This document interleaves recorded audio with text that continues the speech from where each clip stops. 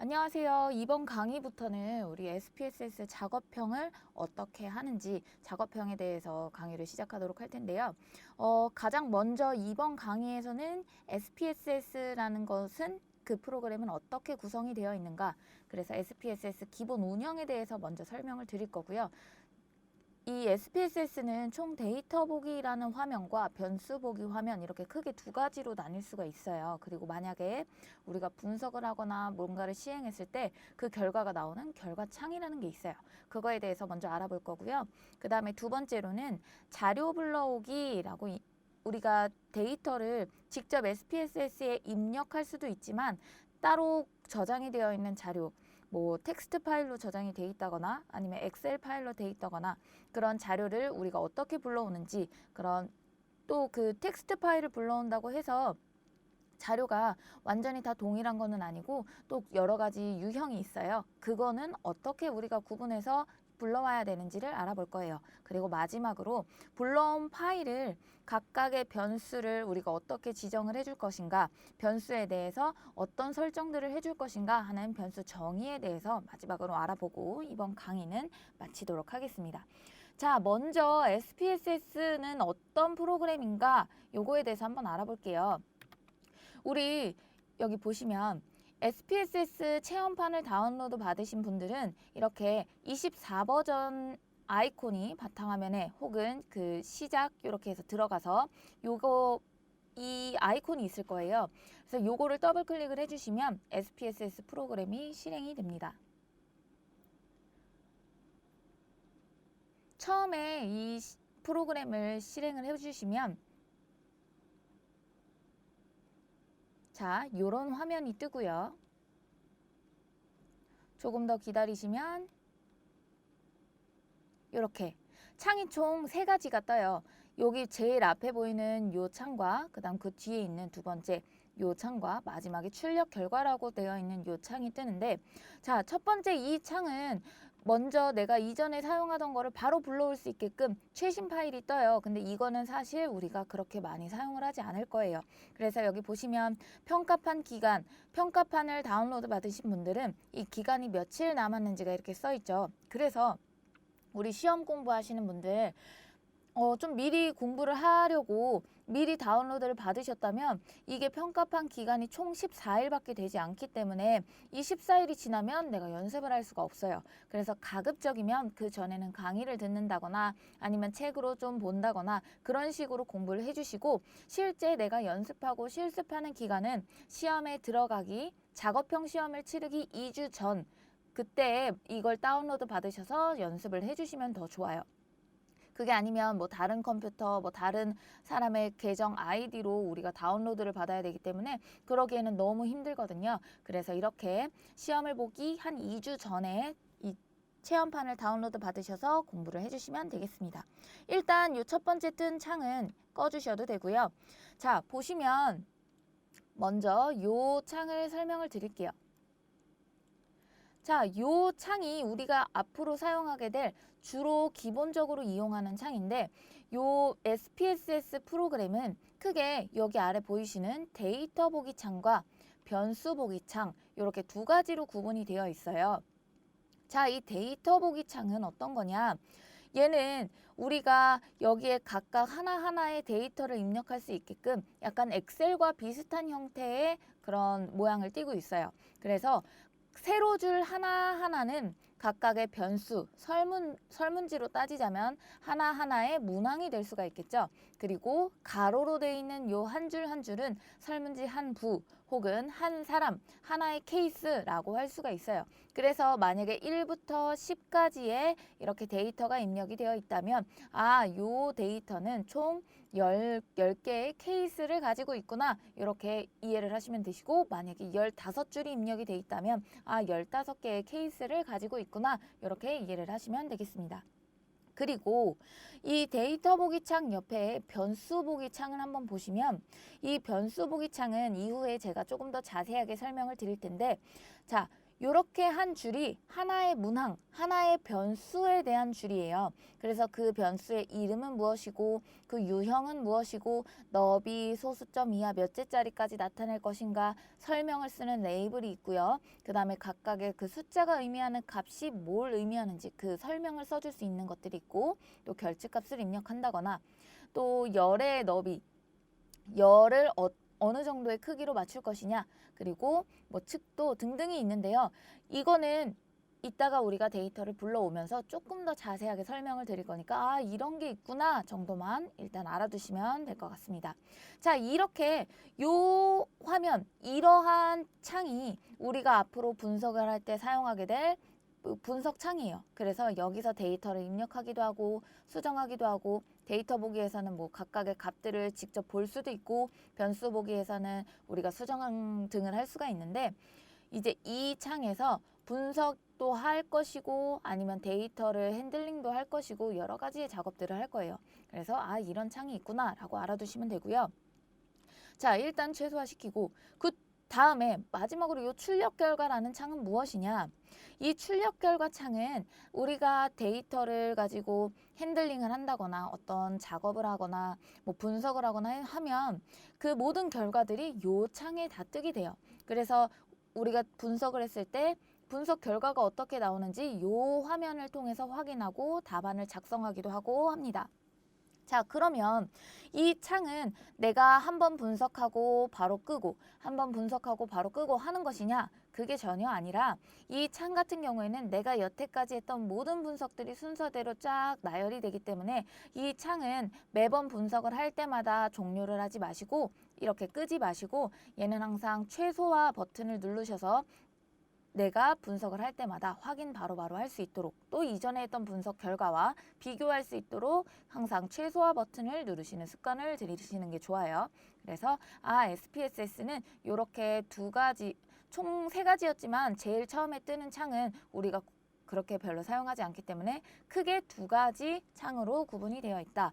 그리고 요 출력 결과 창은 분석 결과 내가 작업한 결과들이 나타나는 창이고 요 창은 내가 데이터를 입력하거나 수정하거나 할 수 있는 창이구나. 요 정도까지 이해해 주시면 되겠습니다. 자, 다음으로 넘어갈게요. 자, 자료를 불러올 텐데 내가 직접 SPSS에다가 변수를 만들어 주고 데이터를 입력을 할 수가 있어요. 예를 들어서 나는 성별이라는 변수를 만들고 싶다. 이렇게 변수 보기 창에서 이름에다가 성별이라고 일단 이름을 만들어 줬어요. 그 다음에 데이터 보기 창에다가 나는 1번은 남자, 2번은 여자라고 입력을 하겠다 라고 해서 이렇게 1, 2, 1, 2 등등등으로 입력을 해줄 수가 있겠죠. 이렇게 입력을 하는 것도 있지만 우리가 실제 시험장에서 사용이 되는 거는 시험장에서 이미 데이터를 주어줘요. 내가 이 시험을 풀기 위해 사용되는 데이터를 주기 때문에 그 데이터를 불러와서 분석을 할 수 있는 능력이 있어야 돼요. 그래서 우리가 직접 다 이렇게 하나하나 입력을 하는 것이 아니라 텍스트 형태의 파일로 주어지기 때문에 이 텍스트 파일을 어떻게 불러오고 그걸 가지고 어떻게 설정을 하느냐 그거를 우리가 아셔야 돼요. 그래서 먼저는 구분자에 의한 배열을 우리가 한번 알아볼 거고요. 그 다음엔 고정 너비로 배열된 거를 한번 알아볼 텐데 이 각각의 불러오는 방법이 살짝 달라요. 그래서 구분 지어서 구분자에 의해서 배열이 된 거는 어떻게 불러오는가 그리고 고정 너비로 배열이 되어 있는 경우에는 어떻게 우리가 불러오는가 요거를 알아보도록 하겠습니다. 첫 번째로 구분자에 의한 배열로 이렇게 나타난 요 파일을 내가 어떻게 불러올까 그걸 먼저 알아보도록 할게요. 자, 자료가 탭이라든지 아니면 콤마 아니면 세미콜론 등등등과 같이 특수문자로 이 데이터의 하나하나가 구분이 되어 있을 때 사용하는 거예요. 그게 구분자에 의한 배열인데 여기서 나타난 요 첫 월급이라는 텍스트 파일을 보시면 지금 자 여기를 보시면 성별과 근무연수 사이에 요 틈과 근무연수와 교육연수, 교육연수와 첫월급, 첫월급과 현재월급 요 사이사이가 현재 지금 탭으로 구분이 되어 있어요. 마찬가지로 각각 하나하나의 케이스들도 이렇게 서로 탭으로 구분이 되어 있는데 요거를 불러올 때는 우리가 구분자에 의한 배열로 불러와야 한다라는 거예요. 혹은 콤마로 이렇게 구분이 되어 있는 경우도 있어요. 이 경우에도 구분자에 의한 배열로 내가 불러와야 되는구나 라고 알아두시면 되겠습니다. 자, 그러면 우리가 한번 실제로 불러와 보도록 할게요. SPSS 창을 이렇게 열어보시면 우리 불러오는 방법은, 파일을 여는 방법은 총 크게 세 가지로 나뉘어져 있어요. 어떻게 여느냐? 요 노란 버튼, 요 파일 모양의 버튼을 클릭해서 내가 데이터를 불러올 수도 있고요. 혹은 파일에서 데이터 가져오기, 텍스트 데이터, 요걸 사용해서 불러올 수도 있어요. 이렇게. 자, 그리고 마지막으로 파일에서 열기, 그 다음에 데이터, 요 방법으로도 가져올 수가 있습니다. 근데 우리가 어떤 걸 사용하든지는 크게 상관이 없어요. 다만 이 24버전을 쓰시거나 최근 버전을 쓰실 때 가끔씩 컴퓨터에 따라서 오류가 나타나기도 해요. 그럴 때는 우리가 어떻게 대처를 해야 되는지도 같이 한번 알아볼게요. 먼저는 첫 월급 텍스트 파일을 데이터 가져오기, 텍스트 데이터, 요걸로 한번 불러와 보겠습니다. 자, 첫 월급이라는 텍스트 파일을 설정을 해줘야 되는데, 만약에 이렇게 파일이 뜨지 않는다, 아무것도 없게 나타난다 라고 하시는 분들은 이 파일 유형이 이렇게 텍스트로 지정이 되어 있는지를 한번 확인을 해주세요. 그래서 텍스트로 지정을 하면 이렇게 텍스트 파일들이 뜨는구나, 이렇게 아실 수가 있습니다. 그래서 쭉 넘겨서 첫 월급 파일을 선택을 해주고요. 그 다음에 열기를 눌러줍니다. 그러면 이렇게 창이 하나가 떠요. 이 창을 보시면 이렇게 아래에 이 내가 불러오고자 하는 데이터를 미리 볼 수 있는 창이 있어요. 근데 여기 보시면 여러분, 지금 저와 같이 이 첫 번째 줄이 네모 이렇게 특수문자 같은 걸로 깨진 걸 볼 수가 있어요. 이게 왜 그러냐면, 자, 한글로 입력이 되어 있기 때문에 요 첫 월급이라는 텍스트 파일은 첫 번째 줄에 변수 이름이 들어가 있고, 한번 볼까요? 자, 이렇게 첫 번째 줄에 변수 이름이 들어가 있는데 이 변수 이름이 한글로 되어 있어요. 그래서 이 파일이 한글을 제대로 읽어오지 못해서 한글 글자가 깨져서 이렇게 나타나는 건데, 이렇게 떴다고 해서 절대 당황하지 마시고요. 이렇게 만약에 떴어도 내가 나중에 파일을 불러오고 나서 다 변수 이름을 수정을 해줄 수가 있으니까 그냥 이게 한글 파일이 깨졌구나 라고만 생각하시고 넘어가셔도 돼요. 자, 그래서 이렇게 파일을 한번 미리 보기로 볼 수가 있고, 다음을 넘기셔서 자, 이제 변수는 어떻게 배열이 되어 있습니까? 라고 되어 있죠. 여기서 우리는 이 각각의 데이터들이 탭이라는 구분자로 배열이 되어 있기 때문에 이 구분자에 의한 배열을 선택을 해줄 거예요. 그 다음에 변수 이름이 파일에 처음에 있습니까? 라는 이 질문에 대해서는 첫 번째 줄에 우리가 변수 이름이 있었죠. 그래서 얘라고 선택을 해줄 거예요. 그 다음에 다음을 눌러주세요.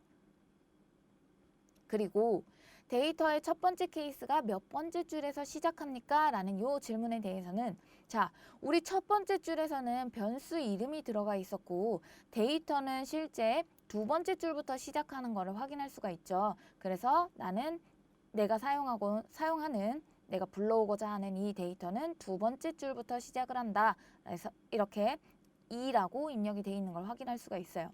보통 대부분은 이 프로그램 자체가 이 파일에 대한 정보를 인식을 해서 자동으로 입력이 돼요.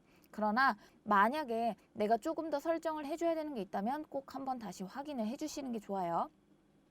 그리고 각 줄은 케이스를 나타냅니다. 여기 선택되어 있는지 확인하시고, 몇 개의 케이스를 가져오시겠습니까? 라는 질문에 대해서는 나는 이 모든 케이스를 다 가져와야 하니까 모든 케이스에 선택이 되어 있는지 확인하시고 다음으로 넘어갈게요.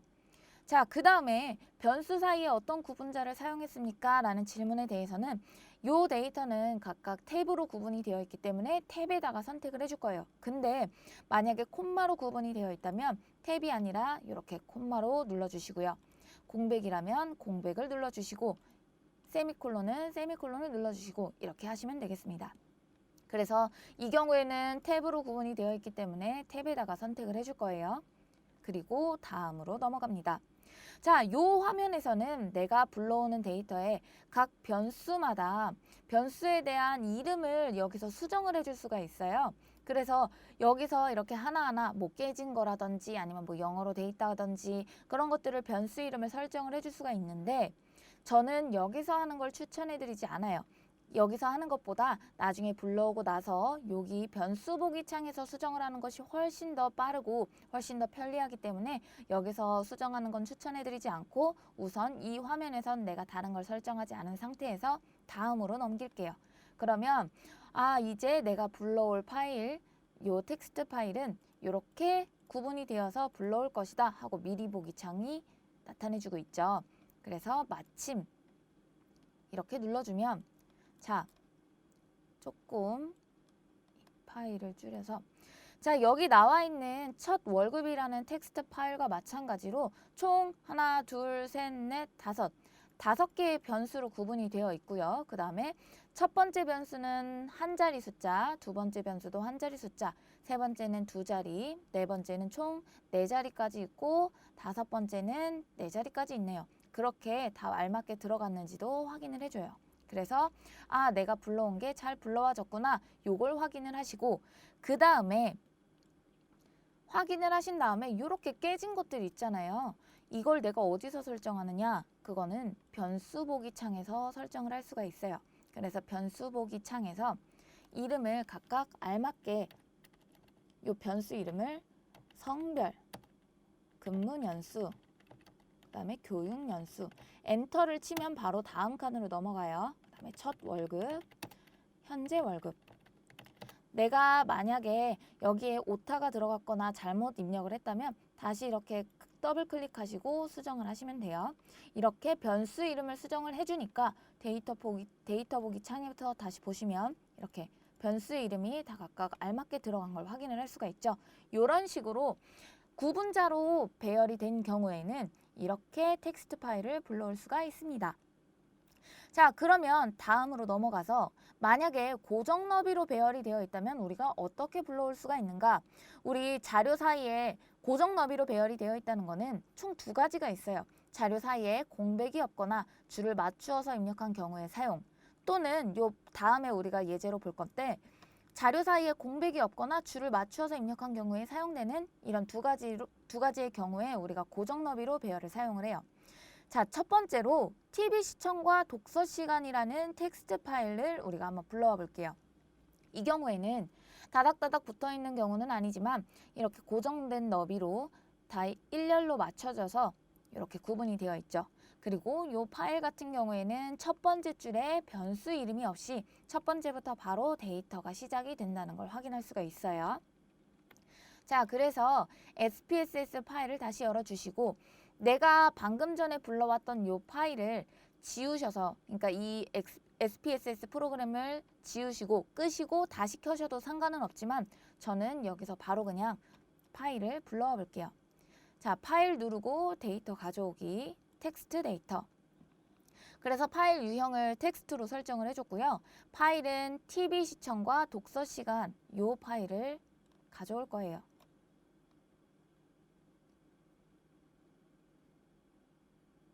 자, 이렇게 가져와 보면 미리 보기 창에 이렇게 뜨게 되죠. 여기는 뭐 첫 번째 줄이 이름이라고 되어 있기는 하지만 우리 이따가 이거 설정해 줄 거예요. 그래서 이렇게 숫자 형태로 되어 있는 파일 내가 이걸 불러올 거니까 확인 한번 해주시고 다음으로 넘어갈게요. 자, 첫 번째 변수는 어떻게 배열이 되어 있습니까? 저희는 지금 하고자 하는 건 구분자로 배열이 된 게 아니라 고정 너비로 배열이 되어 있기 때문에 이 고정 너비로 배열을 선택을 해줄 거예요. 그리고 변수 이름이 파일에 처음에 있습니까? 라는 이 질문에 대해서는 우리 첫 번째 줄에 변수 이름이 아니라 바로 데이터가 들어가죠. 그래서 여기서는 얘가 아니라 아니오를 선택을 해줄 거예요. 그러면 아까 여기 위에 자 보시면 얘라고 선택되어 있으면 요게 첫 번째 줄이 이름으로 들어가는데 내가 아니오라고 선택을 하니까 바로 첫 번째 줄부터 데이터로 인식하는 걸 확인할 수가 있죠. 그 다음에 다음을 넘어가 줄 거예요. 근데 자 여기 보시면 바로 다음으로 넘어가시는 분들이 계실 거예요. 그리고 또 어떤 분들은 저와 같이 이렇게 텍스트 마법사 경고창이 뜨게 될 텐데 한번 여기 보시면 자, 텍스트 마법사는 고정너비 유니코드 파일을 지원하지 않습니다. 이 마법사로는 고정너비의 유니코드 파일을 지원하지 않는데요. 그래서 뭐 이러이러한 방법을 사용해서 뭐 다시 불러와라 라는데 내가 이 말이 무슨 말인지 모르시잖아요. 이럴 때 절대 당황하지 마시고 그냥 경고창 떴네 확인 누르시고 그냥 취소를 눌러주세요. 그 다음에 제가 처음에 파일을 불러오는 방법은 총 크게 3가지가 있다고 했었죠. 요 노란 파일을 눌러서 불러오는 방법이 있고 파일, 데이터 가져오기, 텍스트 데이터 요걸 눌러서 가져오는 방법이 있고 그 다음에 파일, 열기, 데이터 요렇게 가져오는 방법이 있다고 말씀을 드렸어요.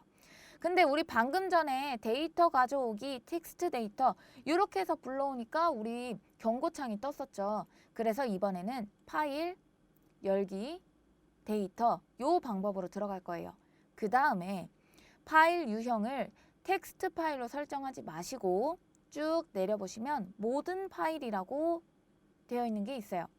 여기 있는 이 모든 파일을 파일 유형으로 설정을 해 주신 다음에 그 다음 TV 시청과 독서 시간 텍스트 파일을 불러올 거예요. 선택하시고 열기. 그러면 여기까지는 아까와 동일하죠. 다음으로 넘어가셔서 고정 너비로 배열을 선택하시고 변수 이름이 파일에 처음에 없으니까 아니오를 선택을 해줄 거예요. 그 다음 여기서 다음을 누르면 우리 경고창이 떴었어요. 근데 이번에는 다음을 누르면 제대로 넘어가는 걸 확인할 수가 있습니다. 이렇게 만약에 경고창이 뜬다면 당황하지 마시고요. 파일 불러오기를 조금 다른 방법으로 사용하셔서 파일 유형을 텍스트 파일로 지정해서 불러오지 마시고 모든 파일 유형으로 지정을 해서 불러오시면 이렇게 경고창 없이 잘 넘어갈 수가 있습니다. 자, 그래서 데이터의 첫 번째 케이스가 몇 번째 줄에서 시작합니까? 라는 요 질문에 대해서는 자, 첫 번째 줄부터 바로 시작하죠. 그래서 이게 1로 설정이 되어 있는지를 확인을 할 거예요. 그 다음에 몇 개의 케이스를 가져오시겠습니까? 라는 질문에 대해서는 모든 케이스를 가져오겠다. 여기 체크되어 있는지 확인하시고 다음으로 넘어갈게요. 그러면 이렇게 고정 너비로 배열이 되어 있는 경우에는 이렇게 내가 직접 배열을 할 수 있게끔 내가 선을 입력을 할 수가 있어요. 근데 보통 프로그램에서 이렇게 어느 정도 공백이 일렬로 이렇게 맞춰져서 텍스트 파일이 구성된 경우에는 이 프로그램 자체에서 인식을 해서 자동으로 이렇게 구분을 지어줘요. 근데 만약에 자, 구분을 자동으로 지어주지 않고 이런 상태다 라고 한다면 내가 하나하나 다 구분을 해줘야 돼요. 우리는 지금 변수가 총 5가지이기 때문에 이렇게 첫 번째 거 하나, 그 다음에 마우스 왼쪽 버튼을 클릭하셔서 구분을 지어줄 수 있어요. 두 번째, 그 다음에 세 번째, 네 번째 이렇게 지정을 해주시면 얘네가 변수가 총 하나, 둘, 셋, 넷, 다섯 개로 나눠서 불러올 수가 있습니다. 근데 만약에 내가 잘못해서 이렇게 잘못 클릭을 해버렸어요. 그럼 이럴 경우에는 어떻게 하느냐? 내가 잘못 클릭한 요 선을 클릭을 해서 파란색으로 바뀌어 있는지 이런 식으로 이렇게 잘못된 선을 클릭하셔서 파란색으로 활성화가 되는지 확인을 하시고 구분 삭제를 눌러주시면 이렇게 없어지게 됩니다. 혹은 내가 이 선을 잘못 입력을 했다면 클릭을 하셔서 쭉 드래그를 하면 이렇게 옮길 수가 있어요. 그래서 잘못 입력된 선이 있다면 너무 많이 입력을 해버렸다 라고 한다면 잘못 입력된 거를 선택해서 구분 삭제를 눌러주실 수도 있고요. 혹은 선택을 해서 이렇게 드래그를 시켜서 내가 올바르게 다시 수정을 해줄 수 있다. 이 정도까지 알아두시면 되겠습니다. 그 다음에 다음으로 넘어갈게요. 자, 다음으로 넘어가면 변수가 하나, 둘, 셋, 넷 이렇게 4가지로 나뉜다라고 데이터 미리 보기 창에서 보여주죠. 그래서 이 각각의 변수에 대한 변수 이름을 여기서도 수정을 해줄 수가 있어요. 그러나 이것도 마찬가지로 저는 여기서 수정하는 거 굳이 추천해드리지 않고요. 이게 아니라 불러온 다음 다 불러오고 나서 여기 변수 보기 창에서 변수 이름 수정하는 거를 추천을 해드립니다. 그래서 다음을 누르고 마침을 누르면 이렇게 내가 데이터를 불러온 게 정상적으로 잘 불러와졌구나 요거를 확인할 수가 있겠죠. 이렇게 고정 너비로 배열이 되어 있지만 어떤 빈칸으로 이런 공백으로 딱 열을 맞추어서 구분이 된 경우가 있어요. 그러나 이런 식으로 자료 사이에 공백이 아예 없거나 줄을 맞추어서 입력한 경우에 사용하는 방법도 있습니다. 요거를 연습하기 위해서 우리 성적이라는 텍스트 파일을 한번 불러와 볼게요. 자, SPSS 파일을 열어주시고 요거 종료하고서 하셔도 되시고요. 아니면은 이 상태에서 파일을 열어주셔도 돼요. 자, 저 같은 경우에는 아까 전에 이렇게 파일, 데이터 가져오기, 텍스트 파일, 텍스트 데이터 이렇게 했을 때 고정 너비로 배열을 했을 경우 경고창이 떴어요. 그래서 저와 같이 경고창이 뜨시는 분들은 요걸로 불러오지 마시고 파일, 열기, 데이터 요 방법으로 불러와 주세요. 그 다음에 파일 유형은 모든 파일 지정해 주시고 저희는 성적이라는 텍스트 파일을 불러올 거기 때문에 여기 있는 성적 텍스트 파일 선택하시고 열기를 눌러줄게요. 자, 그리고 우리 조금 제가 이 화면을 줄이고 다시 한번 전환해 볼게요. 이걸 보면서 해야 되기 때문에 자, 다시 파일 열기 데이터에서 모든 파일 성적 이렇게 불러와 주니 이렇게 미리 보기 창에 데이터가 어떤 형태로 구성이 되어 있는지를 확인할 수가 있죠. 자, 여기 보시면 어떤 공백이 없이 모든 숫자와 뭐 점도 있고요. 이런 게 다닥다닥 붙어 있어요. 이런 경우에는 내가 어떻게 구분을 해야 하는가? 요거를 한번 해볼게요. 다음 눌러주시고요. 변수는 어떻게 배열이 되어 있습니까? 이렇게 다 지금 숫자가 붙어 있죠. 이렇게. 그랬을 때 이때는 고정 너비로 배열을 하겠다. 눌러주시고요. 변수의 이름이 파일에 처음에 있습니까? 라는 질문에 대해서는 첫 번째 줄부터 바로 데이터로 들어가기 때문에 아니오를 선택을 해줄 거예요. 그리고 다음.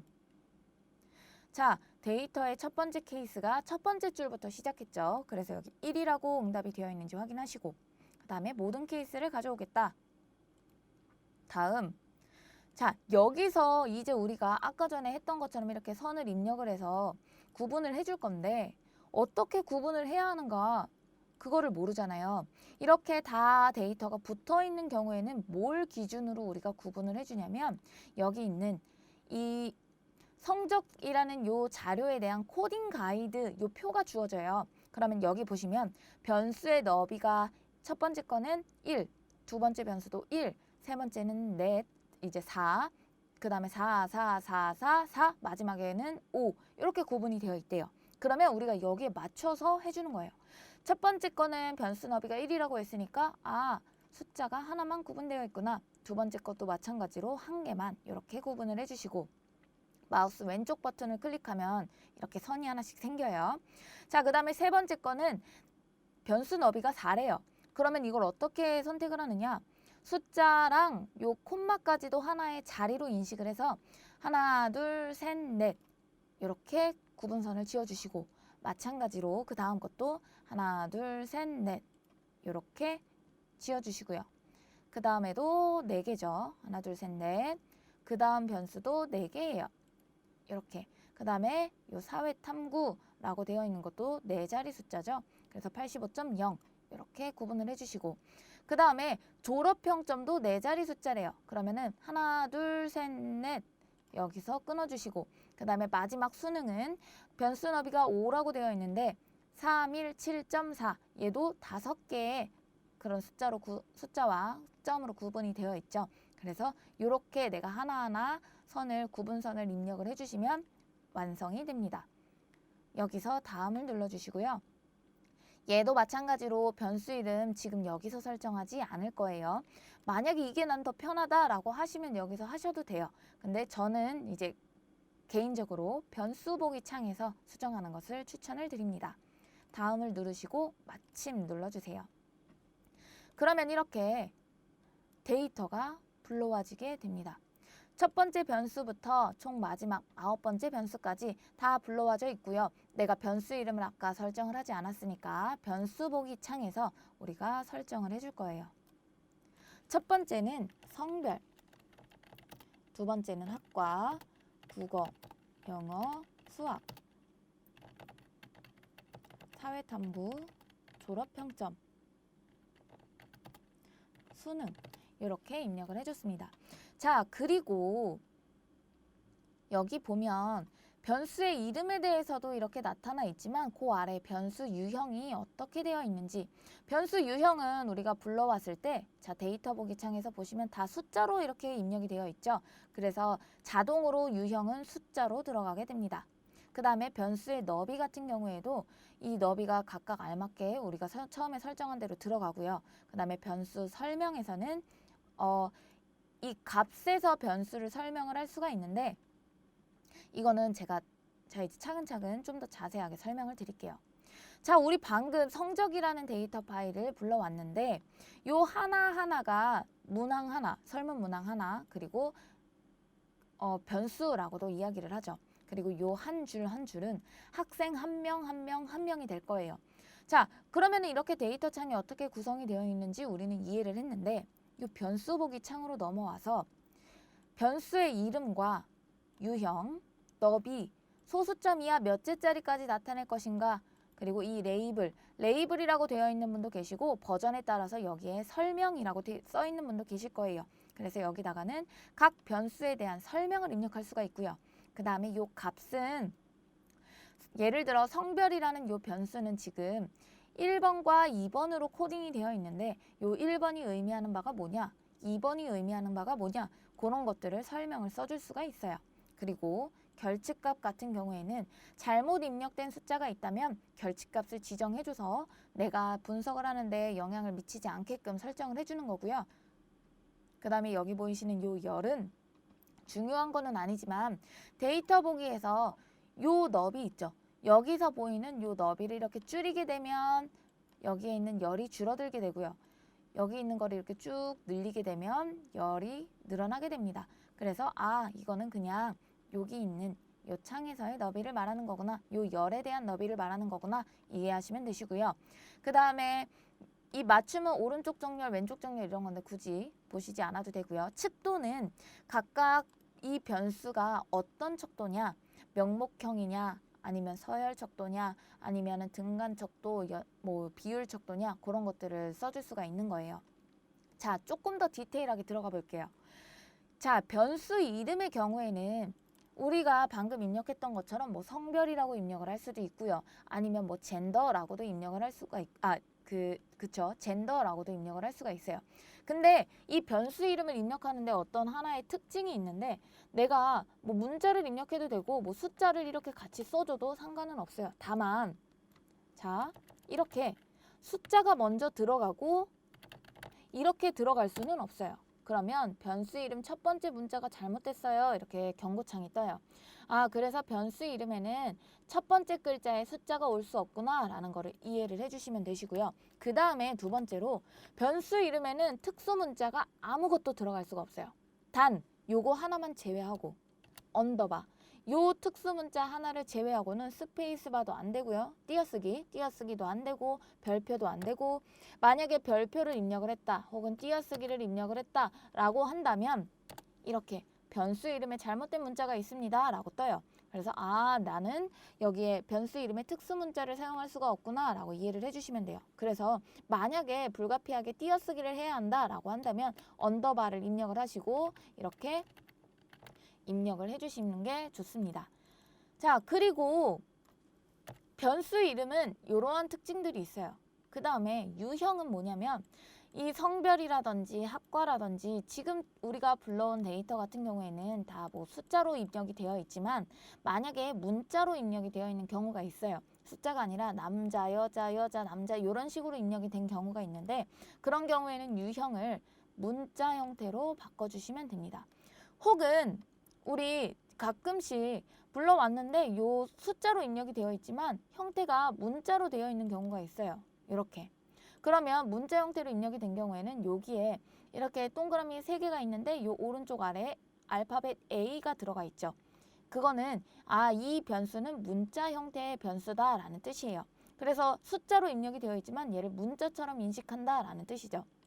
그래서 이런 경우에는 내가 문자로 잘못 입력이 되어 있으면 숫자로 다시 바꿔주는 게 중요하겠죠. 만약에 성별 같은 경우에는 이 너비가 1로 되어 있기 때문에 여기 1의 이 자리가 한 자리 값을 가진다는 거예요. 근데 예를 들어서 우리 변수 하나를 만들어 볼까요? 뭐 이름이라는 변수를 우리가 만들었는데 얘는 우리 지금 문자를 입력할 거라서 유형을 문자로 바꿔줄 거예요. 그리고 기본값이 이렇게 8이라는 너비로 세팅이 되어 있는데 제가 얘를 2로 3으로 바꿔볼까요? 3으로 바꿔줄게요. 그리고 자, 데이터 보기에 들어와서 세 자리를 가지고 있으니까 3이라는 그런 자리값을 가지고 있으니까 알파벳 같은 경우에는 3개까지 들어가겠다. 이렇게 알 수가 있죠. 그래서 제가 알파벳을 A, B, C라고 입력을 해볼게요. 그러니까 A, B, C가 정상적으로 다 들어가요. 만약에 A, B, C, D, E, F 라고 입력을 해도 저는 지금 여기에 입력을 하고 있지만 더 이상은 입력이 되지가 않죠. 마찬가지로 한글은 조금 뚱뚱해서 자리값을 이만큼의 자리값을 가진다고 했잖아요. 그러면 요 이름이라는 변수의 자리값을 제가 지금 3으로 줬기 때문에 얘는 3만큼의 너비를 주었기 때문에 3만큼의 그런 자리값을 주었기 때문에 여기 이름이 김밖에 들어가지가 않는 거예요. 그래서 내가 이름을 좀 더 길게 입력을 하고 싶다. 아니면 여기 들어가는 내용을 길게 입력을 하고 싶다라고 하면 요 너비를 좀 충분히 100이라든지 200이라든지 충분히 주시면 내가 글자가 잘리지 않고 이렇게 입력을 할 수가 있습니다. 요거를 참고해 주시고요. 실제 그렇게 많이 사용되는 그런 거는 아니지만 혹여라도 내가 데이터를 불러올 때 잘못 불러왔다거나 그럴 때는 요 너비 같은 것도 잘 설정을 해 주시는 게 좋습니다. 그리고 소수점 이하 자리를 몇째 자리까지 하느냐. 자, 이 소수점 이하 자리를 몇째 자리까지 나타낼 거냐라고 하는 거는 내가 입력하는 만큼 들어가요. 그래서 국어 점수 같은 경우 지금 소수점 첫째 자리까지 들어갔는데 나는 소수점 둘째 자리까지 보고 싶어 라고 이렇게 소수점 이하 자리를 2라고 입력을 한다면 자, 요 변수 요거 숫자 클릭하시고 더블 클릭하면 바로 데이터 보기 창으로 넘어가요. 자, 국어 점수에 대한 게 소수점 둘째 자리까지 나타나죠. 근데 값 자체가 소수점 둘째 자리까지 어떻게 나타나진 않았기 때문에 지금 마지막 자리는 다 0으로 나타나는 걸 볼 수가 있어요. 이렇게 맨 마지막 글자는 0으로 되어 있죠. 그래서 얘를 굳이 필요가 없으면 1로 두시는 것도 괜찮고요. 그 다음에 성별이나 학과 같은 경우에는 얘네는 지금 한 자리 숫자로 되어 있어서 변수 보기 창에서 소수점 둘째 자리까지 나타내고 싶다 라고 하면 자, 여기 보시면 제가 지금 둘째 자리까지 나타내고 싶다고 했는데 이런 경고창이 떠요. 이게 왜 그러냐면 소수점 이하 자릿수가 필드 자릿수에 비해 너무 큽니다 라는 건데 요 너비를 준 거에 비해서 소수점 이하 자리가 더 크다는 거예요. 그래서 너비를 일단 4로 주고 소수점 이하 2라고 입력을 해볼게요. 그랬을 경우 성별은 지금 총 이렇게 소수점 둘째 자리까지 나타나게 되죠. 그래서 요렇게 나타낼 수가 있구나. 소수점 이하 몇째 자리까지 내가 수정을 할 수가 있구나. 요거를 확인할 수가 있습니다. 굳이 필요가 없기 때문에 성별과 학과는 그냥 원래대로 소수점 이하 자리를 0으로 둘게요. 자, 그리고 요 레이블이란 건 뭐냐? 좀 버전이 24버전보다 좀 낮은 버전을 쓰시는 분들은 요게 레이블이라고 적혀 있지 않고 요게 설명 이렇게 적혀 있을 거예요. 얘는 말 그대로 요 변수에 대한 설명을 써주는 칸인데 변수에는 특수 문자도 들어갈 수가 없고 숫자가 앞에 올 수도 없고 좀 그런 제약들이 있잖아요. 그래서 가급적이면 변수명은 간단하게 쓰는 경향이 있어요. 그래서 이렇게 성별, 학과, 국어 이렇게 한글로 간단하게 써져 있는 경우에는 우리가 굳이 이 설명을 써줄 필요는 없지만 얘네가 만약에 영어로 알파벳으로 A1, A2, A3 이렇게 함축되게 약자로 써져 있다면 우리는 그게 뭔지 정확하게 잘 알지 못하니까 여기다가 설명을 써주는 거예요. 이 설명에는 특수 문자가 들어가도 상관은 없고요. 이렇게 그리고 띄어쓰기가 들어가도 상관은 없어요. 이렇게 입력을 해도 상관이 없어요. 그래서 내가 보고자 하는 그런 좀 분석을 하면서 헷갈릴 것 같은 변수들 그런 것들은 여기다가 설명을 써주시는 게 좋습니다. 얘는 분석에 전혀 영향을 미치지는 않지만 내가 분석할 때 헷갈리지 않기 위해서 설명을 써주는 그런 칸이에요. 요거는. 그 다음에 이 값이 무엇이냐? 여기서 말하는 요 값이라는 것은 여기 보시면 제가 아까도 잠깐 설명을 드렸지만 성별이라는 변수는 1번, 2번으로 코딩이 되어 있어요. 근데 1번이라는 값이 무엇을 의미하는지, 2번이라는 값이 무엇을 의미하는지는 여기서는 우리가 알 수가 없잖아요. 여기 코딩 가이드북을 보시면 1번은 남자, 2번은 여자로 코딩을 했대요. 자, 일단 우리가 한번 연습 삼아 제가 좀 비교를 해서 보여드리고자 분석, 기술 통계량, 빈도 분석, 이거는 추후에 강의에서 조금 더 자세하게 설명을 드릴 거니까 한번 이해하기 위한 용도로만 따라와서 한번 그냥 듣기만 하셔도 괜찮아요. 자, 빈도 분석에 들어와서 제가 성별이라는 걸 빈도를 구할 거예요. 성별 변수를 입력을 하고 확인을 누르니까 이렇게 결과창에 뜨게 되죠. 자, 결과창을 보시면 이렇게 성별이 1번은 169명, 2번은 빈도가 131명 이렇게 나왔대요. 그러면 1번이 뭘까? 남자가 169명이구나, 여자가 131명이구나 이렇게만 봐야 한다는 거죠. 이게 헷갈리지 않을 수도 있어요. 근데 우리가 실제 시험장에 가게 되면 이런 거 하나하나가 긴장된 상태이기 때문에 너무 헷갈려요. 그래서 가급적이면 꼭 저는 요 코딩 가이드에 나타나 있는 요 변수 설명들, 요 값들을 반드시 설정을 해주라고 말씀을 드리고 싶어요.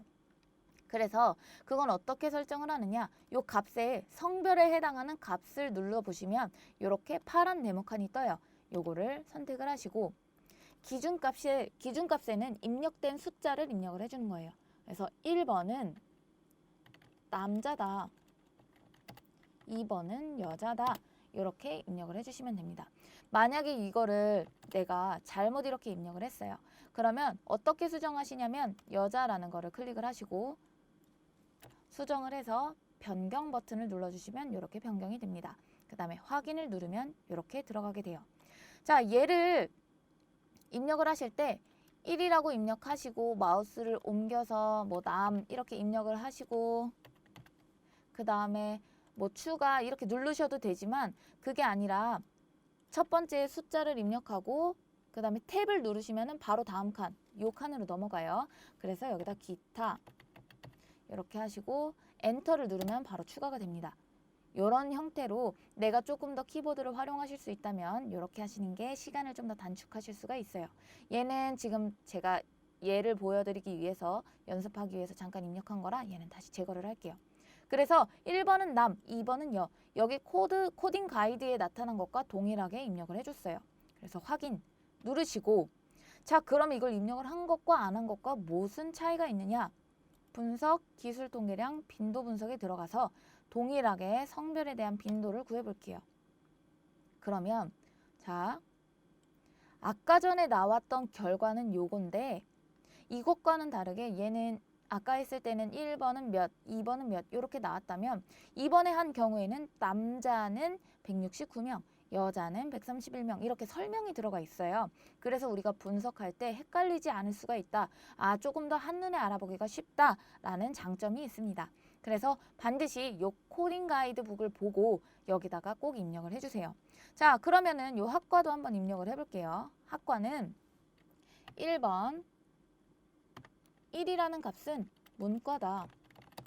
2번은 이과, 3번은 이과 이렇게 입력을 하시고 확인을 눌러주세요. 그럼 이렇게 들어가 있죠. 근데 국어부터 영어, 수학, 과학, 탐구, 사회 탐구, 졸업평점, 수능 얘네는 1번은 뭐다, 2번은 뭐다 이런 명목형 척도 혹은 서열 척도의 형태를 띠지 않고 연속형 변수예요. 다시 말해 그런 비율 척도라고도 할 수가 있죠. 요런 점수들, 요런 값들 같은 경우에는 이 값을 입력을 해줄 필요가 없어요. 왜냐면 그 하나의 숫자 하나하나가 값 하나하나가 의미하는 바가 있는 것이 아니기 때문에 그래서 이거를 혹은 어떤 분들은 이제 헷갈리셔서 여기 남자, 여자 이거를 여기 레이블에다가 입력을 하시는 분들도 계세요. 근데 여기 레이블에 입력을 하시는 게 아니라 값에다가 입력을 하시는 거고 그리고 이런 100점 만점이라든지 이런 연속형 변수는 여기에 입력을 하는 것이 아니다. 명목형 변수 같이 1번은 뭐 2번은 뭐 이렇게 돼 있는 것만 이 값에다가 입력을 하는 거다. 꼭 이해를 하시고 이거를 입력을 해주시면 되겠습니다. 자, 그래서 이렇게 내가 데이터를 불러오고 변수 이름을 다 설정을 해줬고요. 요 코딩 가이드를 보고 변수 너비와 그 다음에 변수 설명까지 입력을 해줬습니다. 이렇게 했을 경우가 여기까지 한다면 혹은 뭐 결측값이 있다면 결측값을 입력도 하겠죠. 여기까지가 우리가 처음에 분석을 하기 위해서 데이터를 불러오는 과정이라고 볼 수가 있어요.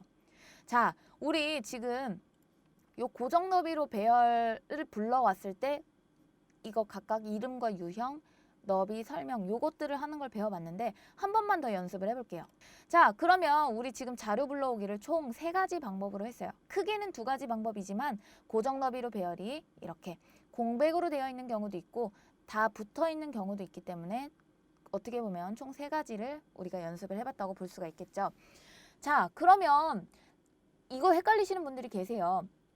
자, 고정 너비로 배열인데 얘는 공백으로 이루어져 있고 그 다음에 구분자에 의한 배열도 이렇게 공백으로 이루어져 있는데 내가 이게 고정 너비인지 구분자인지 어떻게 아느냐? 그거는 자, 여기를 보시면 설명을 드리도록 하겠습니다. 왼쪽에 보이는 결혼 만족도 조사라는 요 파일 같은 경우에는 구분자로 배열이 되어 있어요. 그래서 아이디부터 성별까지, 성별에서 연령대, 나이까지 이렇게 탭으로 구분이 되어 있는데 TV 시청과 독서 시간 같은 경우에는 요 간격이 그저 빈칸, 공백으로 구분이 되어 있는 경우예요.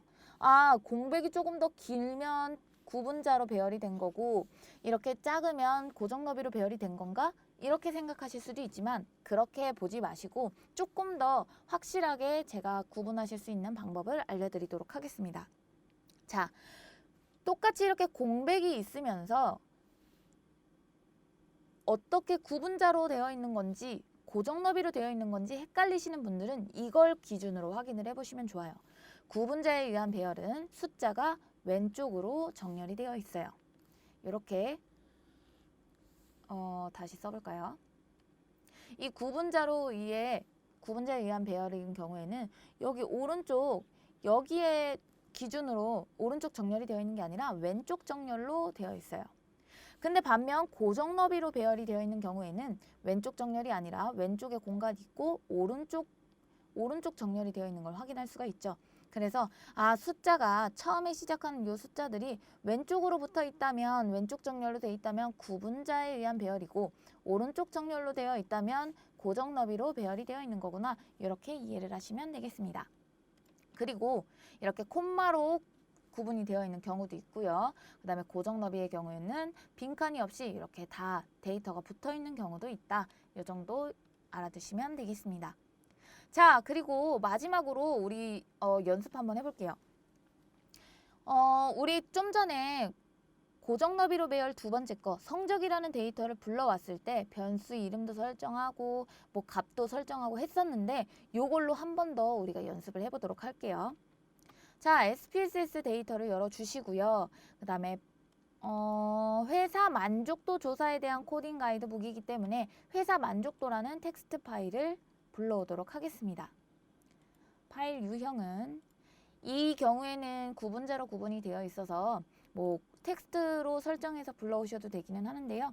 일단 모든 파일로 불러오도록 하겠습니다. 회사 만족도라는 텍스트 파일을 열어주시고요. 그 다음에 자, 미리 보기 창을 통해서 첫 번째 줄에 변수명이 있구나. 2번째 줄부터 데이터가 시작하는구나. 이거 확인하실 수가 있어요. 다음으로 눌러주시고 자, 아까 전에 제가 구분자인지 아니면은 그런 공백으로 구분이 되어 있는 고정 너비로 배열인지 그거 헷갈리실 때는 이게 왼쪽 정렬인지 오른쪽 정렬인지 이 첫 번째 변수의 숫자가 왼쪽으로 정렬이 되어 있는가 오른쪽으로 정렬이 되어 있는가 그걸로 확인한다고 했었죠. 근데 여기 보시면 지금 왼쪽 정렬로 되어 있어요. 그래서 이 구분자구나 이렇게 선택을 하시면 돼요. 근데 만약에 나 헷갈려 나는 모르겠어 라고 하시는 분들은 고정 너비로 배열을 한번 클릭을 해보세요. 그러면 탭이라든지 다른 어떤 구분자가 들어있는 경우에는 이런 경고창이 뜨게 됩니다. 그래서 파일에 고정 너비 형식으로 데이터 값을 잘못 읽게 만들 수 있는 탭 문자가 포함이 되어 있습니다. 고정 너비 대신에 구분 형식을 고려하고 탭을 구분자로 선택하세요 라고 이렇게 경고를 해주죠. 그래서 얘는 고정 너비로 배열이 아니라 구분자에 의한 배열이구나 이렇게 아실 수도 있습니다. 그 다음에 변수 이름이 파일에 처음에 있죠. 얘라고 선택을 해주시고요. 다음을 눌러서 케이스는 첫 번째 줄은 변수명이 들어갔으니 두 번째 줄부터 시작한다. 그래서 여기 2라고 입력이 되어 있는지 확인을 해줄 거예요. 그 다음에 모든 케이스를 불러온다. 선택을 해주시고 다음으로 넘어갈게요. 그 다음에 탭으로 구분이 되어 있기 때문에 우리는 탭을 선택을 하고 다음으로 넘어갈 거예요. 근데 대부분 우리 시험에서는 보통 이 데이터가 뭐 구분자로 배열이 되어 있는지 그런 것들을 주어주고요. 그런 조건들을 알려주고요. 그 다음에 구분자로 구분이 되어 있다면 뭐 탭으로 구분이 되어 있는지 아니면 쉼표로 구분이 되어 있는지 그런 것도 정보를 다 알려줘요. 그래서 너무 걱정하지 않으셔도 괜찮아요. 그래서 탭으로 선택을 하시고 넘어갈게요. 변수 이름은 이미 영어로 이렇게 들어가 있기 때문에 우리가 더 뭐 수정은 더 이상 하지 않을게요. 다음으로 넘어가서 마침 눌러주시면 이렇게 데이터가 불러와졌습니다. 자, 그러면 우리 이제 이 데이터를 가지고 요 코딩 가이드에 맞춰서 이거 데이터를 한번 수정을 해볼게요. 자, 먼저는 변수 이름은 제대로 영어로 들어갔어요. 그 다음에 뭐 유형은 우리가 따로 바꿀 필요는 없고요. 여기 보시면 변수 설명이라고 코딩 가이드에 나타나 있죠. 이거는 이 각각이 뭐 영어로 되어 있기도 하고 이렇게 함축이 되어 있는 그런 문자이기 때문에 내가 좀 헷갈릴 수가 있기 때문에 이 레이블에다가 설명을 써주는 거예요. 그래서 아이디는 일련 번호다. 그 다음에 성별, 부서 쭉 입력을 해줍니다. 제가 입력하는 게 만약에 좀 빠르다면 여러분들은 잠깐 동영상을 멈춰 주시고 이거를 다 입력하신 다음에 따라오시면 되겠습니다.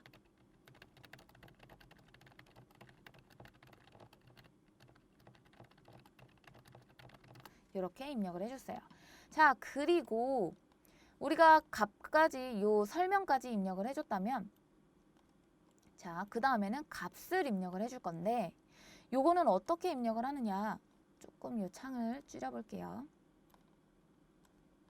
자, 이 코딩 가이드를 보시면 아이디는 변수값이 세 자리의 숫자로 입력이 되어 있는 거고 젠더, 성별은 1번은 남자, 2번은 여자 이렇게 입력이 되어 있는 거래요.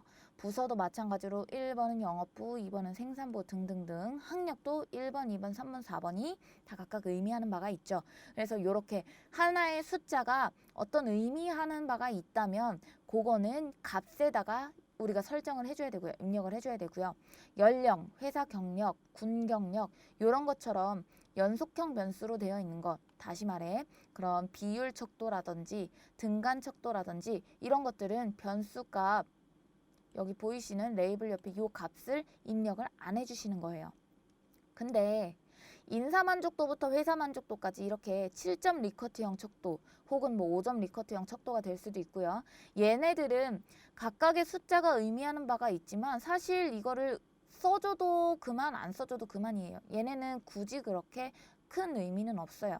다만 이제 조금 미숙한 분들은 내가 이거를 그렇게 잘 다루지 못하는 것 같아 라고 하시는 분들은 다 입력을 해주시는 게 조금 더 좋아요. 그래서 나중에 뭐 결츠값을 찾는다든지 이런 데에도 도움이 되기 때문에 여기에다가 입력을 해주겠습니다. 자, 첫 번째 일련 번호는 값을 입력 안 해줘도 되겠죠. 그 다음에 성별은 1번은 남자, 2번은 여자. 저는 기준값을 입력하고 탭을 눌러서 레이블로 넘어가고 여기 적어준 다음 엔터를 쳐서 바로바로 추가를 했어요. 조금 빠르게. 확인 눌러주시고 부서 1번 입력하시고 탭 영업부 입력하시고 엔터 누르면 바로 이렇게 넘어가죠.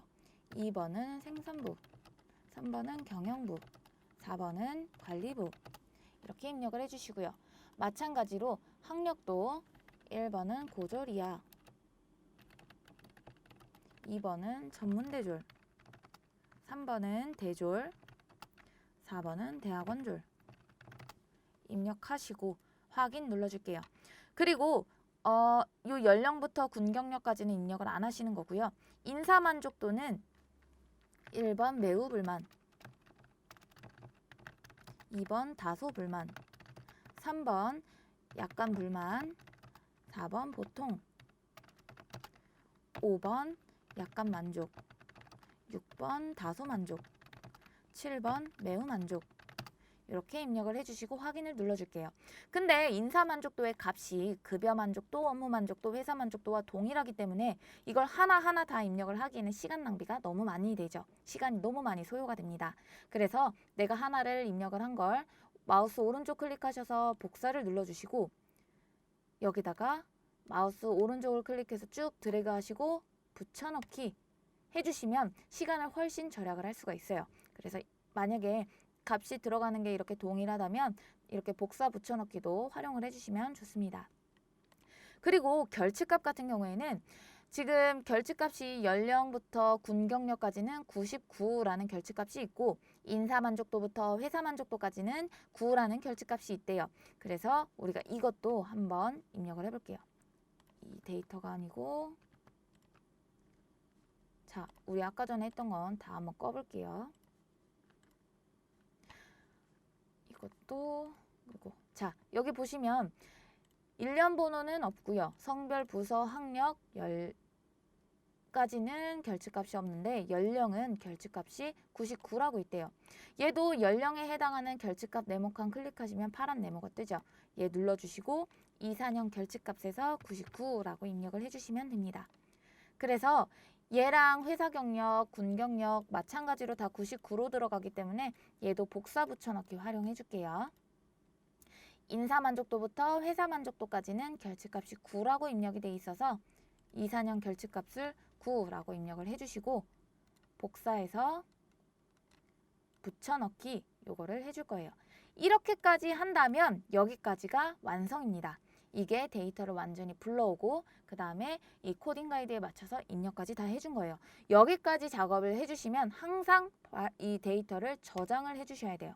내가 이걸 저장을 해주셔야 시험장에서 실수하지 않고 만약에 내가 잘못하더라도 다시 바로 불러올 수가 있어서 요 과정까지가 시간이 어느 정도 소요가 되잖아요. 그래서 그런 시간을 단축할 수 있게 저장도 꼭 해주시는 것을 유의해 주세요. 자, 그래서 그 마지막에 여기 보시면 제가 아까 이 척도가 뭐 명목 척도인지 등간 척도인지 뭐 서열 척도인지 이런 것들을 여기서 써준다고 했는데 얘는 입력을 해줘도 되고 안 해줘도 상관없어요. 우리가 분석하는데 크게 영향을 미치지 않아요. 다만 내가 분석할 때 이 변수가 어떤 변수지 하는 거를 알아보기 쉽게끔 이렇게 표시를 해주는 건데 이 줄자 모양 노란 줄자 모양으로 돼 있는 거는 이제 연속형 혹은 뭐 등간 척도, 연속형 척도 이런 것들은 요걸로 표시를 해주는 게 좋고요. 명목형은 명목, 뭐 순서형, 서열 척도는 순서형, 뭐 아니면 명목형 이렇게 선택을 해주시는 게 좋은데 이거는 해도 그만 안 해도 그만이에요. 그래서 요것들을 입력한다기보다는 오히려 값이라든지 뭐 설명, 결치값 이런 것들이 조금 더 특히 이 결치값은 내가 입력을 하냐 안 하냐에 따라 결과값이 완전히 바뀌기 때문에 정말 얘를 주의해서 입력을 해주시고 요거는 해도 그만 안 해도 그만이구나 이렇게 이해를 해주시면 되겠습니다. 그래서 이 변수 정의가 명목 척도, 이 순위 척도, 구간 척도, 비율 척도 이렇게 네 가지로 나뉘는구나. 여기까지만 알아두시고요. 각각의 척도를 구분하는 이유는 사실 이 척도의 종류에 따라서 어떤 변수끼리 어떤 척도끼리 분석을 하느냐 그때 통계 기법이 좀 달라져요. 그래서 척도를 구분하는 것도 정확하게 알아가시면 좋겠습니다. 자, 만약에 이 척도에 대한 구분을 정확하게 내가 파악하지 못한다라고 하시는 분들은 그 우리 질문지 작성법에 가시면 거기서도 제가 한 번 더 설명을 해드리기 때문에 그걸 더 참고를 해주시면 좋을 것 같아요. 자, 수고하셨습니다.